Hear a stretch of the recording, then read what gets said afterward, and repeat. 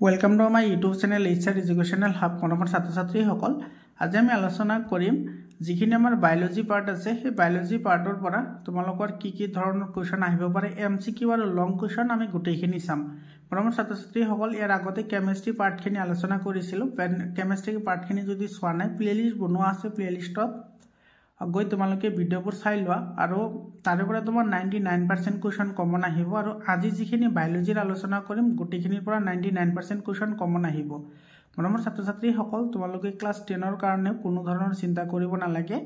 তোমালোকক যাতে পৰীক্ষাত 99% পাব পৰা তেনেকৈ তোমালোকক মই প্ৰিপাৰেচন কৰাম ষ্টাৰ্টিংৰ পৰাই তোমালোকে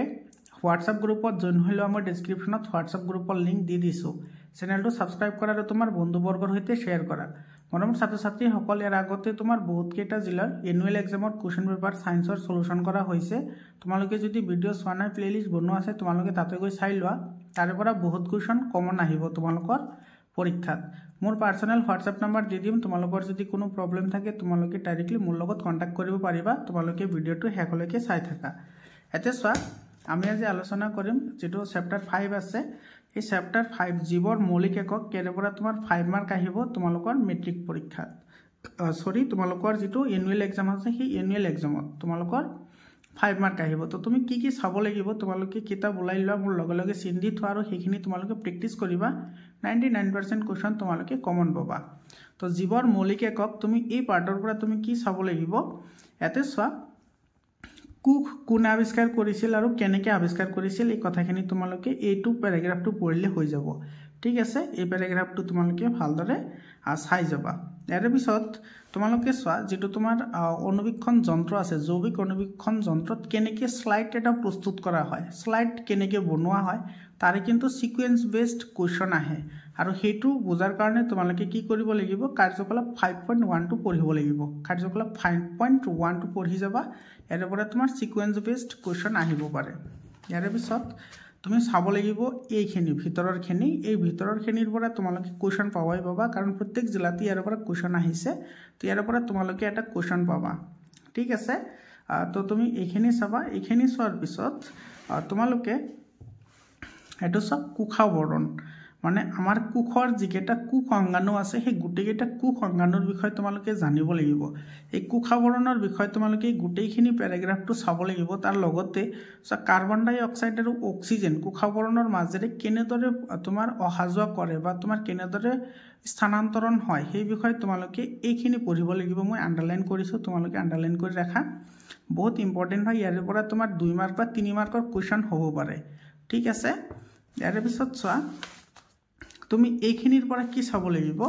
এইখিনিৰ পৰা চোৱা তোমাৰ এটো আশ্ৰিতি আৰু যেটো ব্যাপন আছে আশ্ৰিতি প্ৰক্ৰিয়া আৰু ব্যাপন প্ৰক্ৰিয়া হেতু ডেফিনিশনটো জানিবা হেতু ডেফিনিশনৰ পৰা কোৱেশ্চন আহে তাৰ লগতে তোমাৰ ইয়াতে চোৱা ইয়াতে তোমাৰ তিনিটা পইণ্ট আছে অল্পহাৰী দ্ৰৱ অতিহাৰী দ্ৰৱ আৰু তোমাৰ সমহাৰী দ্ৰৱ এই তিনিটাৰ ওপৰত তোমাৰ ডে টু লাইফত মানে তোমাৰ প্ৰত্যেক দৈনন্দিন জীৱনত যিবোৰ ব্যৱহাৰ আছে সেই ব্যৱহাৰৰ ওপৰত কিন্তু কোৱেশ্চন আহে তো তুমি সেইখিনিৰ আনসাৰ তেতিয়াহে কৰিব পাৰিবা যেতিয়া তোমাৰ ইয়াৰে ডেফিনিশনটো মনত থাকিব তো প্ৰথমত আছে সয়টো অল্পহাৰী দ্ৰৱ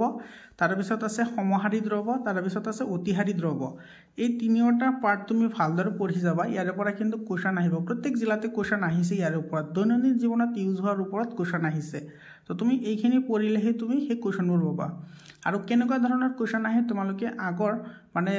এনুৱেল এক্সামৰ যিকেটা কোৱেশ্চন পেপাৰ মই সলভ কৰিছো প্লেলিষ্টত গৈ তোমালোকে সেই ভিডিঅ'বোৰ চাই লোৱা তোমালোকে ধাৰণা পাই যাবা ইয়াৰ পিছত তোমাৰ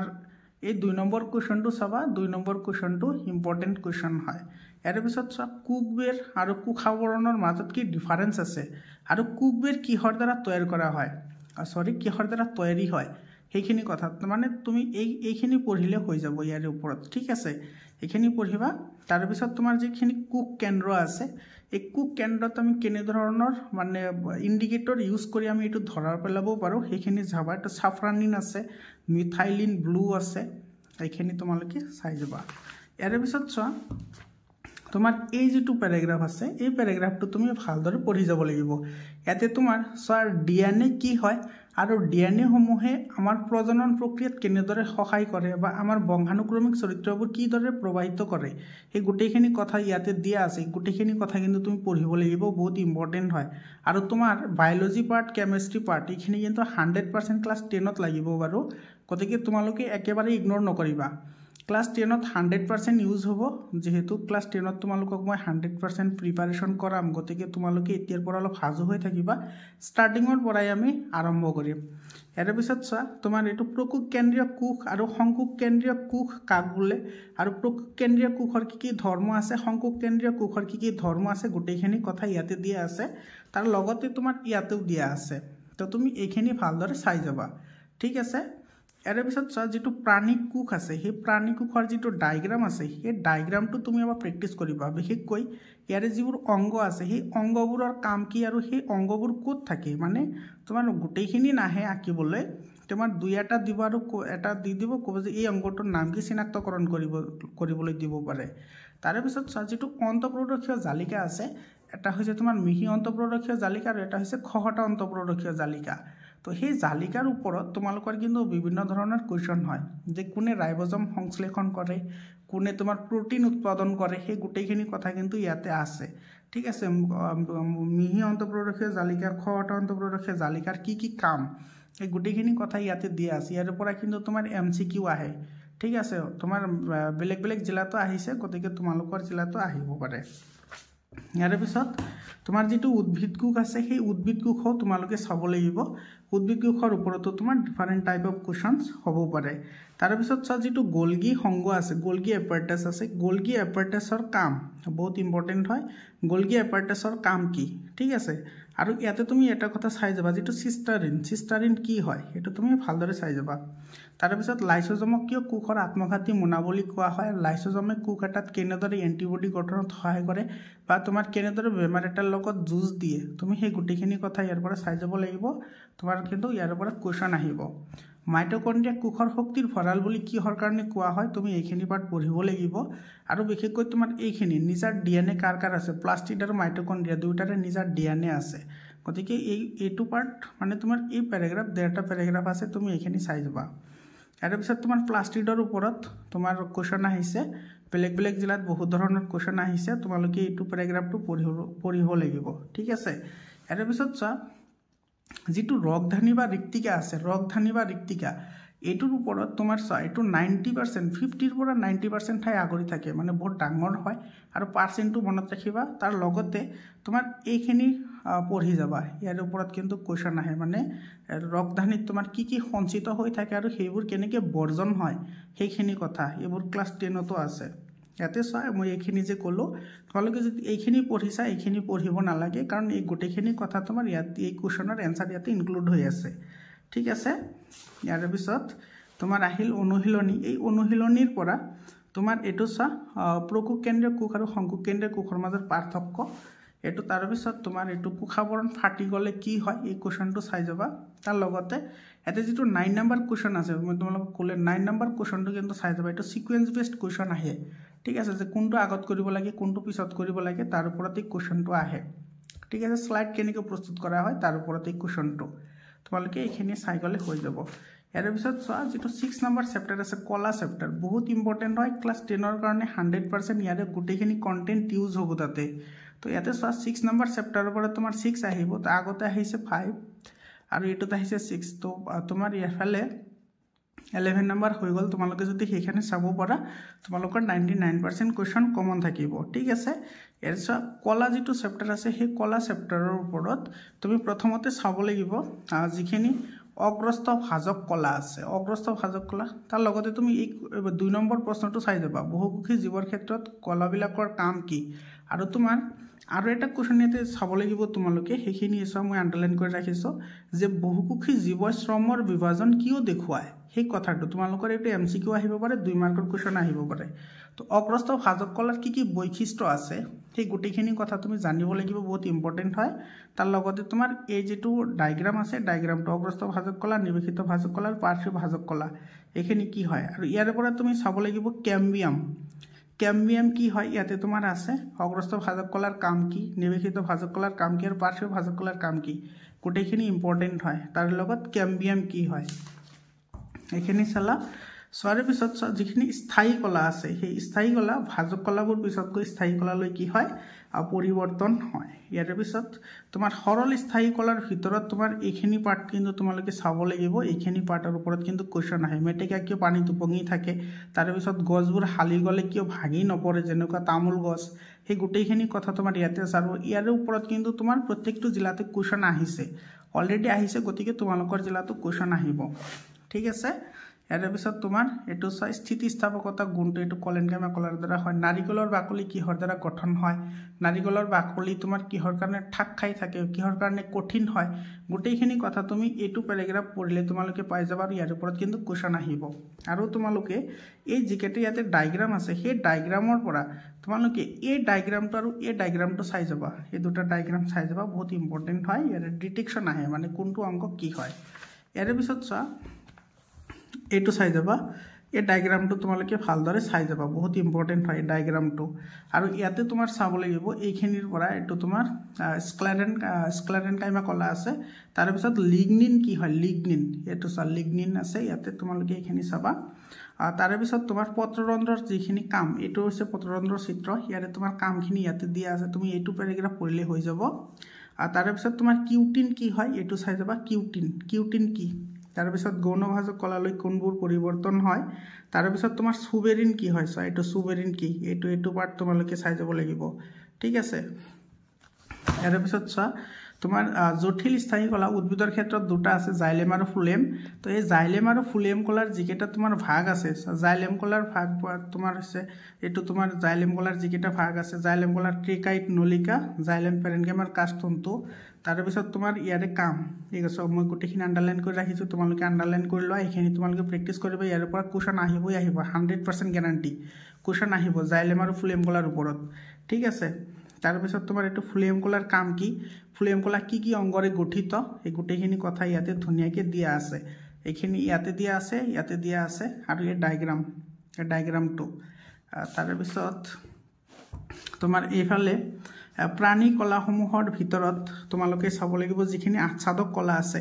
আচ্ছাদক কলা ক'ত পোৱা যায় এইখিনি মই আন্ডাৰলাইন কৰি ৰাখিছো ক'ত পোৱা যায় আচ্ছাদক কলাখিনি সেইখিনি তোমালোকে চাব লাগিব ঠিক আছে ইয়াৰ পিছত তোমালোকে এইখিনি চাব লাগিব মই আন্ডাৰলাইন কৰি ৰাখিছো চোৱা তোমালোকে আন্ডাৰলাইন কৰি লোৱা ইয়াৰ পিছত সৰল ছটি আচ্ছাদক কলা কি হয় তাৰ পিছত তোমাৰ ইয়াতে আছে তোমাৰ স্থিৰভূত ছটি আচ্ছাদক কলা ক'ত পোৱা যায় ঠিক আছে মানে অৱস্থান সুধে যে এটো ক'ত পোৱা যায় তাৰ পিছত তোমাৰ ইয়াৰে পৰা তুমি এইখিনি চাব লাগিব গ্ৰন্থিময় আচ্ছাদক কলা তোমাৰ ক'ত থাকে আমাৰ যেটো ঘৰ্ম গ্ৰন্থি আছে তৈল গ্ৰন্থি আছে হেবোৰ তোমাৰ কেনেকুৱা ধৰণৰ কলা হয় সেই গুটেখিনি কথা ইয়াতে আছে আৰু তাৰ ওপৰত কিন্তু কোৱেশ্চন হয় আৰু সংযোজক কলা যিখিনি আছে সংযোজক কলাৰ ওপৰত চা মই এইখিনি আন্ডাৰলাইন কৰি ৰাখিছো গুটেখিনি তোমালোকে চাব লাগিব ঠিক আছে ইয়াৰ ওপৰত তোমাৰ চা যেটো ব্লাড আছে ব্লাডক আমি কি সংযোজক বুলি কও তেজক কিয় সংযোজক কলা বা সংবহন কলা বুলি কোৱা হয় ব্লাডৰ বা তেজৰ প্ৰধান উপাংশ কি আৰু হিহতৰ কাম এই গুটেখিনি ইয়াতে তোমাৰ ধুনিয়াকে দিয়া আছে তাৰ পিছত তুমি ইয়াতে চাব লাগিব যে তোমাৰ হাড়সমূহ কিহৰ দ্বাৰা গঠিত হয় এই গুটেখিনি কথা ইয়াতে আছে আৰু চাব লাগিব তোমাৰ লিগামেন্ট কি হয় তাৰ পিছত তোমাৰ লিগামেন্টৰ পিছত তোমাৰ উপাস্থি আছে তাৰ পিছত আছে টেন্ডন উপাস্থি লিগামেন্ট ইয়াৰ ওপৰত কিন্তু কোৱেশ্চন হয় ঠিক আছে তাৰ পিছত তোমাৰ এৰিওলাৰ যেটো কলা আছে সেই কলাসমূহৰ তোমাৰ আহিব ঠিক আছে তোমাৰ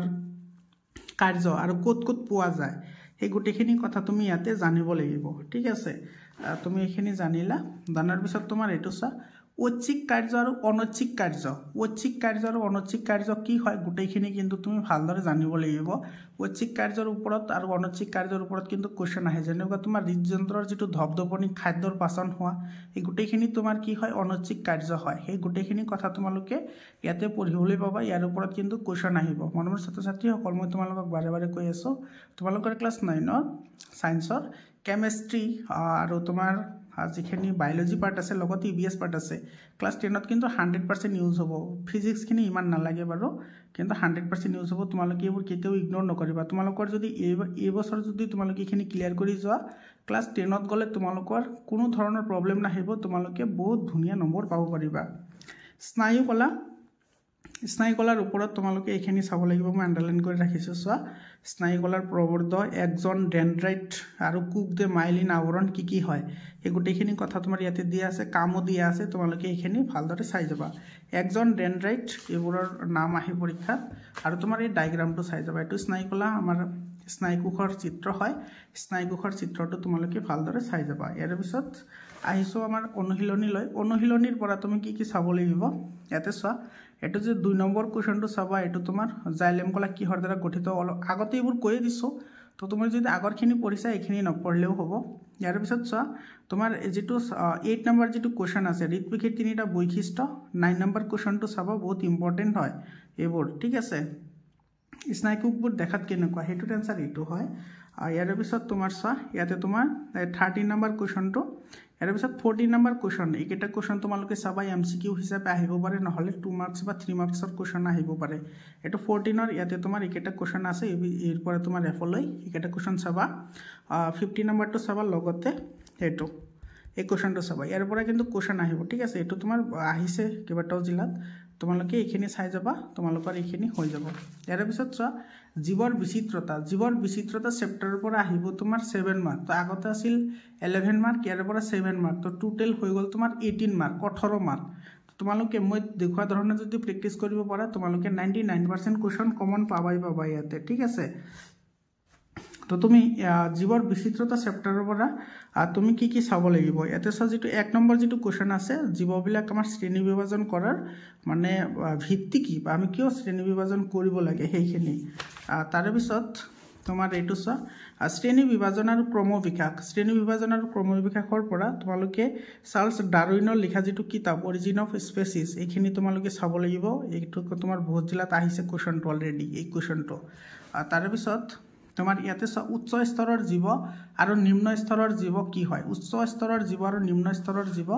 এইখিনি কথা তোমাৰ 10 তো আছে গুটেখিনি আছে তোমাৰ বায়োলজি আৰু কেমিষ্ট্ৰি লগতে ইবিএছ ৰ পাৰ্ট 100% আছে ক্লাস 10 ত এইখিনি তোমালোকে ভালদৰে পঢ়ি যাবা ঠিক আছে ইয়াৰ পিছত জীৱৰ যেটো বৰ্গীকৰণ আছে বা যেটো বৰ্গানুক্ৰম আছে সেই বৰ্গানুক্ৰমৰ ওপৰত এইটো প্যাৰাগ্ৰাফৰ পৰা কোৱেশ্চন হয় ৰবাৰ্ট ওয়াটেকাৰে প্ৰথমতে পাঁচটা ভাগত ভাগ কৰিছিল কি ভাগত ভাগ কৰিছিল আৰু কেনেকৈ ভাগ কৰিছিল আৰু কিয় ভাগ কৰিছিল গুটেখিনি কথা তোমাৰ ইয়াতে আছে তাৰ লগতে তোমাৰ এই যেটো সিকোয়েন্স আছে ইয়াৰ পৰা কিন্তু খালি ঠাই কোৱেশ্চন আহে বা তোমাৰ এটো কিন্তু প্ৰাণীৰ ক্ষেত্ৰত আৰু উদ্ভিদৰ ক্ষেত্ৰত বেলেগ হয় তোমালোকে চাই লবা এটো প্ৰাণীৰ ক্ষেত্ৰত হলে পৰ্ব হয় উদ্ভিদৰ ক্ষেত্ৰত হলে বিভাগ হয় তো এইখিনি তোমালোকে ভালদৰে চাই যাবা ঠিক আছে আৰু ইয়াৰ পিছত যেটো এনাবিনা আছে হি এনাবিনাৰ চিত্ৰটো তোমাৰ আহিছে অলৰেডি দুটা জিলাত আহিছে কোৱেশ্চন এনাবিনাৰ ওপৰত তোমালোকে এইখিনি চাই যাবা ঠিক আছে মনেৰা ৰাজ্য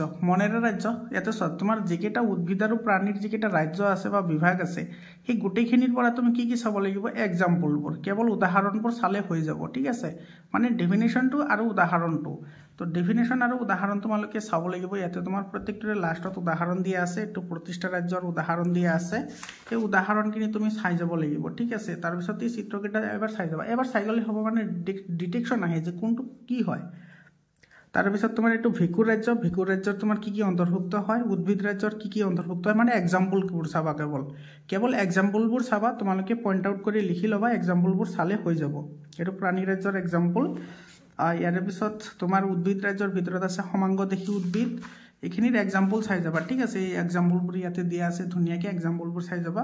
মজ্জাতীয় উদ্ভিদৰ এক্সাম্পল ইয়াতে দিয়া আছে ঢেকিয়া জাতীয় উদ্ভিদৰ এক্সাম্পল ইয়াতে দিয়া আছে নগ্নবীজী উদ্ভিদৰ এক্সাম্পল দিয়া আছে গুপ্তবীজী উদ্ভিদৰ এক্সাম্পল দিয়া আছে এক্সাম্পলৰ ওপৰত কিন্তু কোৱেশ্চন আহিব ম্যাচ দা ফলোইং কোৱেশ্চন আহে ঠিক আছে এটা ঠাইত তোমাৰ এইবোৰ নাম দি দিব গুপ্তবীজী বা তোমাৰ ঢেকিয়া জাতীয় নগ্নবীজী আনফালে তোমাৰ উদাহৰণ দি দিব তো তুমি হেবোৰৰ লগত ম্যাচ কৰিব লাগিব তো তেনেকুৱা ধৰণৰ কোৱেশ্চন আহে ঠিক আছে ইয়াৰ পিছত তোমাৰ ইয়াতে এই প্ৰশ্নাৱলীৰ পৰা এই প্ৰশ্নাৱলী তোমাৰ যেটো 3 নম্বৰ কোৱেশ্চন আছে হেতু চাবৰ 1 নম্বৰ কোৱেশ্চনটো তোমাৰ এমসিকিউ হিচাপে আহে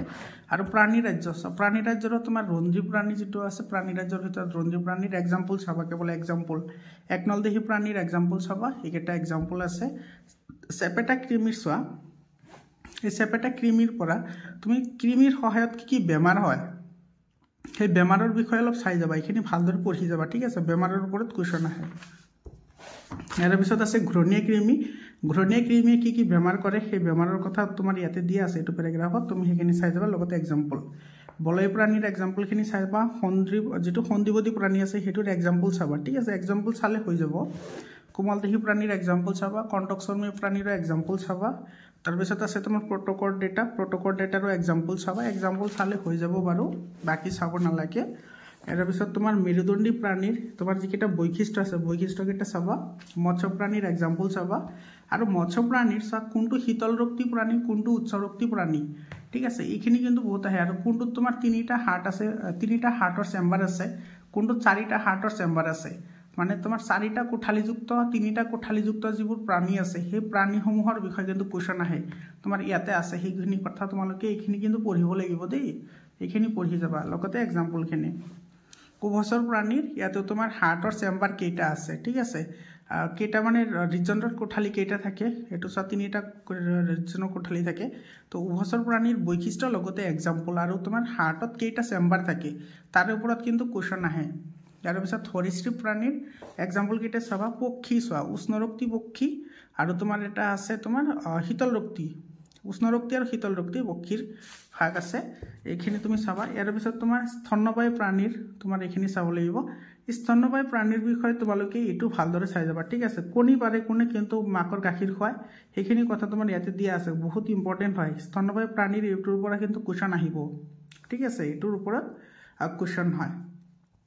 তোমালোকে এইখিনি চাবা আৰু এই প্ৰশ্নাৱলীৰ পৰা তোমালোকে এটো 4 নম্বৰ কোৱেশ্চনটো চাবা 4 নম্বৰ কোৱেশ্চন আৰু 3 নম্বৰ কোৱেশ্চনটো প্ৰেক্টিস কৰি যাবা এখিনি আগৰখিনি চালে আৰু এখিনি চৰ দৰকাৰ নাই আৰু তোমাৰ নামকৰণ নমিনক্লেচাৰ মানে উদ্ভিদ আৰু প্ৰাণীসমূহক কেনেদৰে নামকৰণ কৰা হয় তোমাৰ বৈজ্ঞানিক দৃষ্টিভংগীৰে কেনেদৰে নামকৰণ কৰা হয় এই গুটেখিনি ইয়াতে 4টা নিয়ম আছে এই নিয়ম 4টা কিন্তু তোমালোকে জানিব লাগিব ইয়াৰ ওপৰত কিন্তু কোৱেশ্চন হয় এই নিয়মৰ ওপৰত নিয়ম 4টাৰ ওপৰত এখিনি চাবা এখিনি চালে তোমাৰ হৈ যাব ঠিক আছে ইয়াৰ পিছত তোমাৰ এটোৰ পৰা তোমাৰ 1 নম্বৰ কোৱেশ্চনটো চাবা 2 নম্বৰ কোৱেশ্চনটো চাবা তাৰ পিছত তোমাৰ 6 নম্বৰ কোৱেশ্চনটো চাবা ঠিক আছে 1 2 3 and 6 1 2 3 and 6 এটা চালে হৈ যাব ইয়াৰ পিছত আমাৰ আলোচনা কৰিম আমি যেটো